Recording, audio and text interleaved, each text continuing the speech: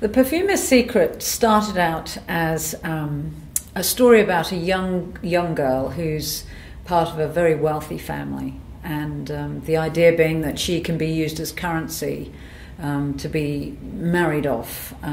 So this young girl actually has a gift. She's a nose, which is the way they describe them in France. So it's someone who can discern hundreds and hundreds of different perfumes and imagine them mentally what they would be like mixed. So it is a true gift and a real art, but no one cares that she's got this gift.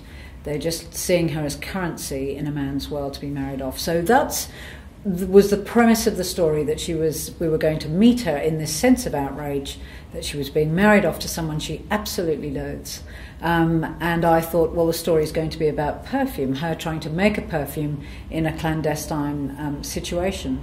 But because I write to no plan, and I'm a bit of a gunslinger and very unpredictable with my writing, the story took a left turn when, for no reason at all, she opens this letter, and I had no idea what was going to be in the letter until she sort of read it to me, and a great and sinful family secret is being passed on to her, and it's reaching out from the previous generation to potentially destroy the empire, the perfume empire that she belongs to.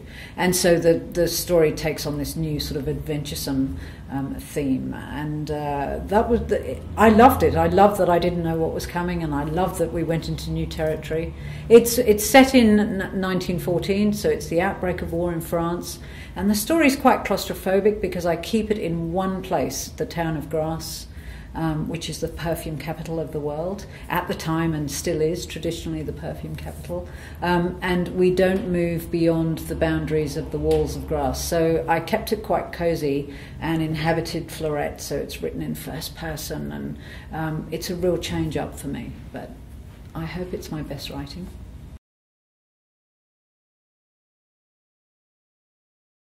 Obviously the subject matter, perfume. I don't think there's a woman alive who doesn't have her favourite perfume or memories of perfume. Memory and scent go together. I won't go into the science of it, but there is science where the one part of the brain that's responsible for memory is just a hair's breadth away from the smelling part of the brain, the discerning of smells. And so memory and scent often collide. And that's why when we, maybe smell something, it can transport us back to our childhood in a blink. For me, if I smell fresh pineapple being cut, I'm whisked back to being a 3-year-old in Africa where I was being raised. So it's very powerful scent and memory, and I love that collision, and so that's what I wanted to use in the story. Perfume's very romantic.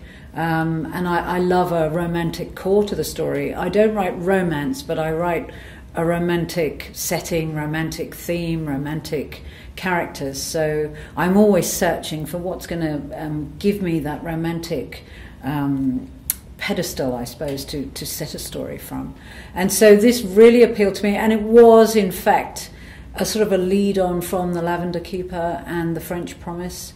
People wanted a third book. I didn't want to use the same characters or the same story, but I realised if I was going to write a third book, it would be about perfume, which was the logical next step in the story. And I decided I'd start with a whole new cast, whole new era, and I wanted to get in before Chanel was released, Chanel No. 5. So I chose World War I, and once I had that and I'd visited Grasse, I knew I was onto something very special for this book. And so it's everything a woman wants in this story. It's love and romance and intrigue, and every page there's wafts of beautiful smells coming up at you.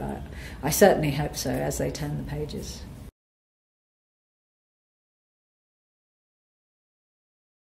Okay, well, I call this due diligence, and as a writer of period pieces, I read towers of books about my subjects before I begin. So for this book, I have read so many books about the making of perfume and the history of perfume and the traditions of perfume.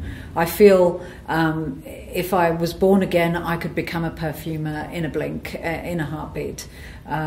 So I've read a lot about the subject matter. Then I had to learn about the period that I'm writing in, obviously World War One, but my usual perspective is from the Allies' point of view, but this time it had to be all French. So I had to start again, in fact, and learn about what it was to be a French soldier from this alpine region up in the hills, to be a chasseur, what that meant, what the traditions of that soldier meant. And so there was a huge learning arc there. And then I went to the French battlefields to make sure I knew exactly where my characters were fighting. It doesn't need to come into the story, but as the writer, I needed to understand, the layout of the landscape, so that when they write their letters home, I'm being very accurate. And that meant hiring a very experienced historian in the region and spending a couple of days learning from him, asking lots of questions, going to museums.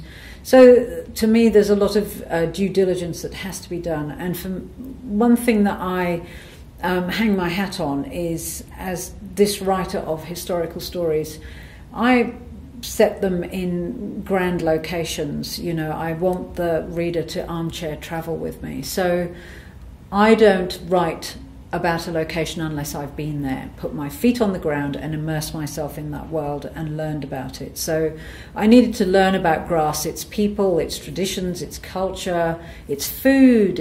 I walked every single street in Grasse. I went into every door that I could barge into or tap onto. I spoke to people. I interviewed perfumers.